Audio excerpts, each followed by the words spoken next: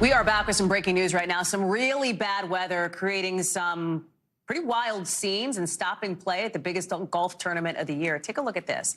That is a humongous tree that fell right in the middle of the second round at the Masters in Augusta, Georgia, really within just the last few minutes here. You can see some of the video from it showing the tree suddenly falling. People watching the tournament were like super close by. We don't know yet if anybody's been hurt.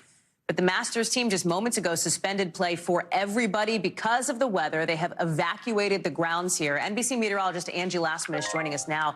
Is this just like a storm blowing through Augusta kind of thing, Angie? You got to think it's not great if it pulled that big tree out of the ground. Yeah, and the video was incredible. I watched it myself and was shocked. Yeah, you know, I want to just say to people, if you're like, why aren't you showing us the video? Let's just be transparent. We don't have the rights to show you that video while the Masters is on the air. I just want to tell people that that's why.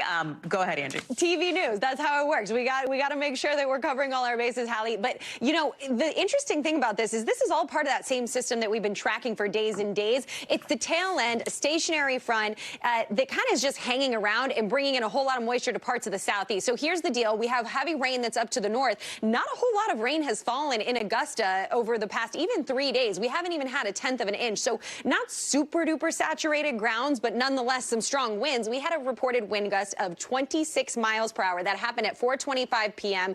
2 large pine trees were down.